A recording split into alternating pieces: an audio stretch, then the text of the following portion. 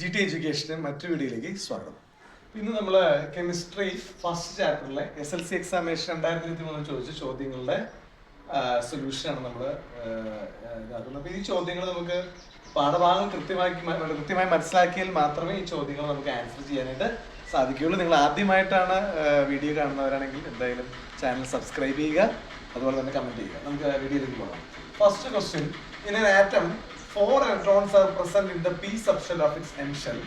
How is it represented? അപ്പോൾ എന്താണ് പറയുന്നത്? ഒരു ആറ്റത്തിന്റെ 4 ഇലക്ട്രോൺസ് ഉണ്ട്. p സബ്ഷെല്ലിൽ 4 ഇലക്ട്രോൺ ഉണ്ട്. n ഷെല്ല് നമുക്കറിയാം Kn Mn അങ്ങനെ 4 ഷെൽസ് ആണ് നമുക്ക് ഉള്ളത്. ആദ്യത്തെ K ഷെല്ല് 2 ഇലക്ട്രോണുകളും L ഷെല്ലില് 8 ഇലക്ട്രോണുകളും M ഷെല്ലില് 18 എണ്ണമാണ്. പിന്നത്തെ N-ല് 32 ഇലക്ട്രോൺ ആണ്. അപ്പോൾ 2n² എന്ന് പറഞ്ഞൊരു ഫോർമുല ഉണ്ട് നമുക്ക്. ഫസ്റ്റ് ഷെല്ലില് 1 ആണെങ്കിൽ 1 square into 2, സെക്കൻഡ് ഷെല്ലിന്റെ ഷെൽ നമ്പർ 2 ആണ്. അപ്പോൾ 2 square 4 into 2 8. M തേർഡ് ഷെല്ലാണ്. അപ്പോൾ N3 3 square 9 into 2 18.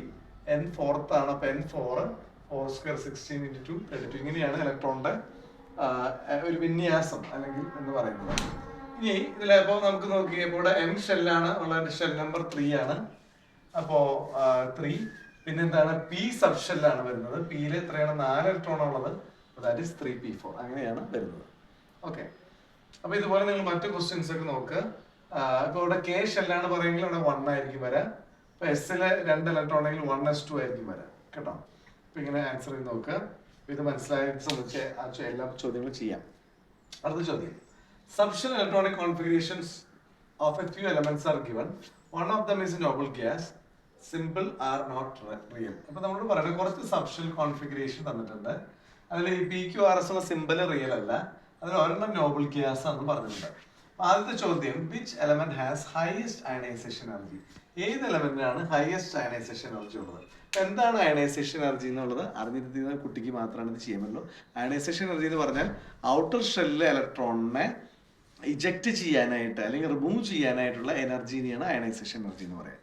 അപ്പോൾ ഔട്ടർ ഷെല്ലിലെ ഇലക്ട്രോൺസ് ഒക്ടറ്റ് കംപ്ലീറ്റ് ചെയ്താൽ നമുക്കറിയാം 8 ഇലക്ട്രോൺ ഉണ്ടെങ്കിലാണ് ഒക്ടറ്റ് കംപ്ലീറ്റ് ആവുക, ഏറ്റവും കൂടുതൽ സ്റ്റേബിൾ ആയിരിക്കും. അപ്പം അങ്ങനെ സ്റ്റേബിൾ ആയിരിക്കുന്ന ഇലക്ട്രോൺസിനെ റിമൂവ് ചെയ്യാനായിട്ടാണ് കൂടുതൽ എനർജി വേണ്ടത്. അപ്പോൾ ഏത് ഷെല്ല് ഔട്ടർ ഷെല്ലാണോ 8 ഇലക്ട്രോൺ ഉള്ളത് ആ ഷെല്ലിലുള്ള എലമെന്റിനായിരിക്കും അയണൈസേഷൻ എനർജി കൂടുതൽ വരും. നമുക്ക് ക്വസ്റ്റ്യൻ ചെയ്ത് നോക്കാം. P നോക്കൂ, 1s2 2s2 2p6. ഇവിടെ 6 ലൂസ്ലി ഇലക്ട്രോൺസ് ആണ് ഔട്ടർ ഷെല്ലിലുള്ളത്. ഇവിടെ 6 ഉണ്ട്. ഇവിടെ നോക്കൂ, ഇവിടെ 4s2 വരെയാണുള്ളത്. ഇവിടെ 6. ഇവിടെ എങ്ങനെയാണ് സബ്ഷെൽ കോൺഫിഗറേഷൻ? ഇതിൽ ഏതായിരിക്കും നമുക്ക് നോക്കാം. ഇതിന്റെ ആറ്റോമിക് നമ്പർ ഒന്ന് എടുത്ത് നോക്കാം. ഇവിടെ എത്ര ഇലക്ട്രോൺ ഉണ്ട്? 2 2 4 6 10 ഇലക്ട്രോൺ ആണ് ഉള്ളത്. അപ്പൊ ഇതിന്റെ ആറ്റോമിക് നമ്പർ 10 ആണ്. അപ്പൊ ആദ്യത്തെ ഷെല്ല് 2ഉം പിന്നത്തെ 8ഉം ആണ് ഉള്ളത്. അപ്പൊ അതുകൊണ്ട് തന്നെ അയണൈസേഷൻ എനർജി Pയിലേക്ക് കൂടുതലായിരിക്കും. വേണമെങ്കിൽ നിങ്ങൾക്ക് Q വേണമെങ്കിൽ എടുത്ത് നോക്കിക്കോളൂ. 2 2 4 6 10 ഉണ്ട്. ഓക്കെ, ഇവിടെയും നമ്മൾ ഇലക്ട്രോണിക് കോൺഫിഗറേഷൻ വരുമ്പോൾ 2ഉം 8ഉം തന്നെ വരും. അപ്പൊ എങ്ങനെയാണ് ഈ P ഹയസ്റ്റ് അയണൈസേഷൻ എനർജി കൂടുതലുള്ളത് എന്നുള്ളത് ഇവിടെ പറഞ്ഞിട്ടുണ്ട്. നോബിൾ ഗ്യാസ് ആണെന്ന് പറഞ്ഞിട്ടുണ്ട്. അപ്പോൾ ആൻസർ നമുക്ക് which element has highest ionisation energy എന്നുള്ളത് P ആണ് വരിക. ഇനി അടുത്ത ചോദ്യം, which element belongs to S block? ഇതിൽ S ബ്ലോക്കിലുള്ള എലമെന്റ് ഏതാണ്? അപ്പൊ നമുക്ക് നോക്കി, ഇവിടേക്ക് P ഉള്ളൂ. ഇവിടെ വരുമ്പോൾ 4s2 ഉണ്ട്, ഇവിടെ ഉണ്ട് 4s2. അപ്പൊ നമുക്കൊരു കൺഫ്യൂഷൻ വരും. പക്ഷെ ആൻസർ എന്ന് പറയുന്നത് S ആണ്. അപ്പോൾ ഇവിടെ 3D ഉള്ളത് കൊണ്ട് തന്നെ അത് D ബ്ലോക്ക് എലമെന്റ് ആണ്. ട്രാൻസിഷൻ എലമെന്റ്സ് ഒക്കെ ആയിട്ട് വരും. അതുകൊണ്ടാണ് നമുക്ക് ഈ ആൻസർ വരാനായിട്ടുള്ള കാരണം.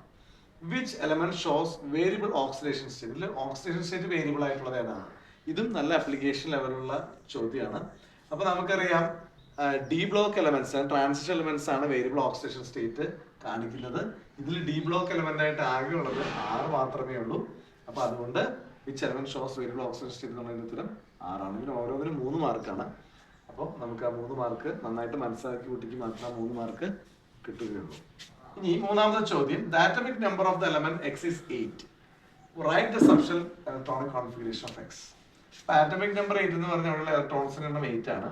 അപ്പൊ നമ്മുടെ അതിന്റെ ഷെൽ കോൺഫിഗറേഷൻ മെയിൻ ഷെല്ല് ആദ്യത്തെ ഷെല്ല് 2ഉം പിന്നെ ഇതിൽ 6ഉമാണ് വരാം. ഇലക്ട്രോണിക് കോൺഫിഗറേഷൻ എന്ന് പറയുന്നത് നമ്മൾ സബ്ഷെൽ കോൺഫിഗറേഷൻ ആണ് എഴുതാം. അപ്പൊ എന്തായാലും 1s2 2s2 2p4. അപ്പൊ 2 2 4 8. അപ്പൊ അങ്ങനെയാണ് വരാം. അപ്പൊ നിങ്ങൾ ഈ എനർജി ലെവൽ ഒന്ന് ജസ്റ്റ് ഒന്ന് പഠിച്ചു വെക്കണം. നോർമലി ഇലക്ട്രോൺ ഫില്ല് ചെയ്യുന്നത് 1s2 2s2 2p6 3s2 3p6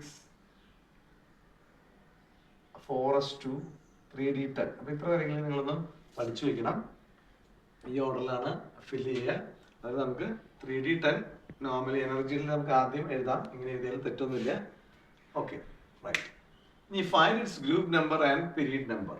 അപ്പൊ ഇതിന്റെ ഗ്രൂപ്പ് നമ്പർ, പീരീഡ് നമ്പർ. അപ്പൊ ഗ്രൂപ്പ് നമ്പർ എന്ന് പറഞ്ഞാൽ നോക്കി, ഇവിടുത്തെ എന്താണ്, ഇതിന്റെ ആറ്റോമിക് നമ്പർ 8 ആണ്. അപ്പോ ഔട്ടർ ഷെല്ല്, ആദ്യത്തെ ഷെല്ല് 2 ഇലക്ട്രോൺ ഉണ്ട്, രണ്ടാമത്തെ ഷെല്ല് 6 ഇലക്ട്രോൺ. രണ്ടാമത്തെ ഷെല്ല് എന്ന് പറഞ്ഞാൽ K shell, first shell K ഷെല്ലാണ്. കെ ഷെല്ല് 2 ഇലക്ട്രോൺ, എൽ ഷെല്ലില് 6 ഇലക്ട്രോൺ. അപ്പൊ 6 ഇലക്ട്രോൺ എന്ന് പറയുമ്പോൾ എന്താണ്, ഔട്ടർ ഷെല്ലിൽ 6 ഇലക്ട്രോൺ ഉള്ളതെല്ലാം ഗ്രൂപ്പ് നമ്പർ 16ലാണ് വരിക. അപ്പോൾ ഇത് 16ാമത്തെ ഗ്രൂപ്പിലുള്ള എലമെന്റ് ആണ്. ഈ പീരീഡ് എന്ന് പറയുന്നത് നോക്കി, പീരീഡ് എങ്ങനെ കിട്ടാൻ നമുക്ക് ഇവിടെ നോക്കൂ, ഇവിടെ നമുക്ക് 2 ആണ് വന്നിട്ടുള്ളത്.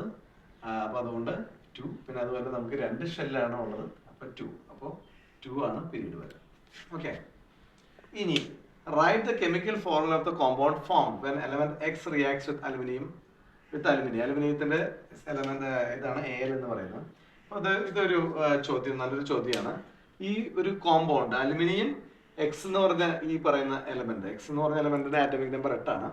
അലുമിനിയം അതായിട്ട് റിയാക്ട് ചെയ്യുന്നത് ഉണ്ടാകുന്ന കോമ്പൗണ്ട് ഏതാണ്? അപ്പൊ ഒരു ഹിന്റ് അവിടെ തന്നിട്ടുണ്ട്, വാലൻസി ഓഫ് അലുമിനിയം 3. അപ്പൊ വാലൻസി എന്ന് പറയുന്നത് എന്താ, ഔട്ടർ ഷെല്ലിലുള്ള ഇലക്ട്രോൺ എണ്ണത്തിനെയാണ് നമ്മൾ വാലൻസി എന്ന് പറയുന്നത്. അലുമിനിയത്തിന്റെ ഔട്ടർ ഷെൽ ഇലക്ട്രോൺ എണ്ണം 3 ആണ്. ഇനി ഇവിടെ നോക്കി, ഈ 8 എന്ന് പറയുന്ന എലമെന്റ് ഔട്ടർ ഷെല്ലിൽ എത്ര ഇലക്ട്രോൺ ഉണ്ട്? 6 ഉണ്ട്. അപ്പൊ ഇതിന് 2 എണ്ണം കിട്ടണം ഒക്ടറ്റ് കംപ്ലീറ്റ് ആണെങ്കിൽ, സ്റ്റേബിൾ ആവണമെങ്കിൽ. അതുപോലെ തന്നെ അലുമിനിയം ഇപ്പൊ 3 ഇലക്ട്രോൺ വിട്ടുകൊടുക്കും, ഇവിടെ 2 എണ്ണം കിട്ടണം. ആ ഒരു ഒറ്റ കാരണം കൊണ്ട് തന്നെ എന്താ ചെയ്യും, അലുമിനിയം 2 ഇലക്ട്രോൺ ആയിട്ട് കമ്പൈൻ ചെയ്യും. കാരണം അപ്പൊ 6 ഇലക്ട്രോൺ അത് വിട്ടുകൊടുക്കാൻ തയ്യാറാണ്. നമുക്ക് ഇവിടെ എക്സ് 3x വേണ്ടി വരും. കാരണം എന്താ, ഔട്ടർ ഷെല്ലിൽ ഇതിന് 2 എണ്ണമാണ് വേണ്ടത്, ഒരെണ്ണത്തിന് 3 എണ്ണം വരുമ്പോൾ 6 എണ്ണം വേണം. അപ്പൊ അങ്ങനെ ഇത് Al2x3 കോമ്പൗണ്ട് ഫോം ചെയ്യും. നിങ്ങൾക്ക് മനസ്സിലായെന്ന് വിചാരിക്കുന്നു. ഡൗട്ട്സ് ഉണ്ടെങ്കിൽ കമന്റ് ചെയ്യുക. വളരെ ഇമ്പോർട്ടൻ്റ് ആയിട്ടുള്ള ഒരു ക്വസ്റ്റൻ ആണ്. ഇതിന്റെ ഒരു ലോജിക്ക് നിങ്ങൾക്ക് പിടികിട്ടിയെന്ന് മനസ്സിലായിരിക്കും. അപ്പോൾ വിചാരിക്കുന്നു. അപ്പോൾ മറ്റു വീഡിയോ നമുക്ക് വീണ്ടും കാണാം. അതുവരേക്കും ബൈ. നിങ്ങൾക്ക് വീഡിയോ ഇഷ്ടപ്പെട്ട് തീർച്ചയായും ഷെയർ ചെയ്യുക. നല്ല ആപ്ലിക്കേഷനുള്ള ക്വസ്റ്റ്യൻസ് ആണ്. അപ്പോൾ നിങ്ങളുടെ ഡൗട്ട്സ് ഒക്കെ കമന്റ് ചെയ്യുക. മറ്റു വീഡിയോ നമുക്ക് വീണ്ടും കാണാം. അതുവരേക്കും this Reigns Thomas signing out.